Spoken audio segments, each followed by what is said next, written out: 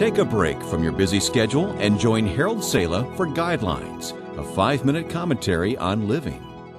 Victor Borge, the renowned pianist, once told a friend that he could tell time by his piano. The friend wasn't convinced, so Borge proceeded to prove his point. He immediately began playing a resounding march. In only moments, though, there was a noise banging on the wall, and a voice on the other side screamed, "Stop that noise! Don't you know it's 1:30 in the morning?" Borge may have been able to tell time by his music, but he couldn't stop time. Only God can do that.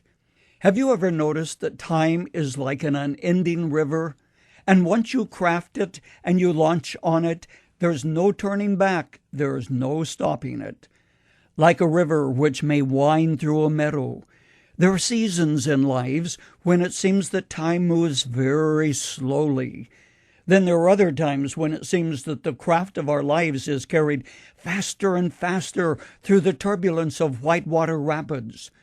And more than anything else, we would really like to slow things down just for a little while, but we cannot. Mario Andretti was like that. Remember the famed Italian race car driver?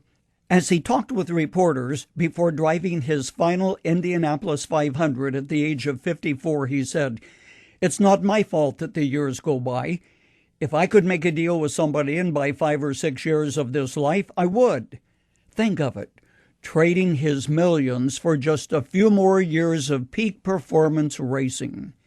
He couldn't buy time, and neither could one of the world's richest, if not the richest woman in the world. As she lay on her deathbed, the best doctors in the world at her side trying to sustain her life, Queen Victoria, whose British Isles were at the peak of their glory, cried out, my kingdom for an inch of time." A strange thing, this entity that we call time.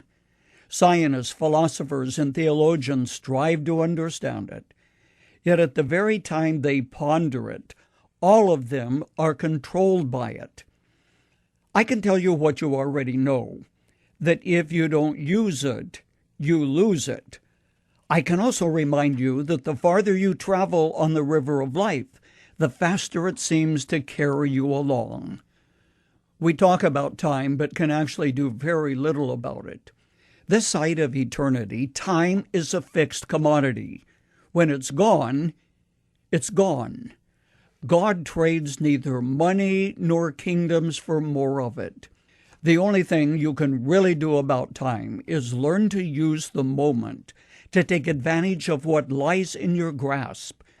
The sad thing is that so often when there is a rainy day, people are distraught because they can't go somewhere or do something.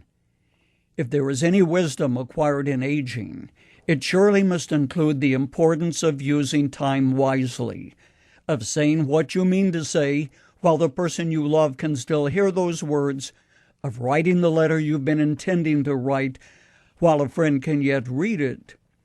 I used to wonder how just God really is in fixing a person's eternal destiny based on such a short period of perhaps 70 or maybe 80 years. Yet we are such creatures of habit that few would really change a lifestyle should that person live centuries beyond the biblical 70 or 70 years. God has given you today to make preparation for eternity. As Benjamin Franklin once said, "Do you love life? Then use time wisely, for that's the stuff life is made of."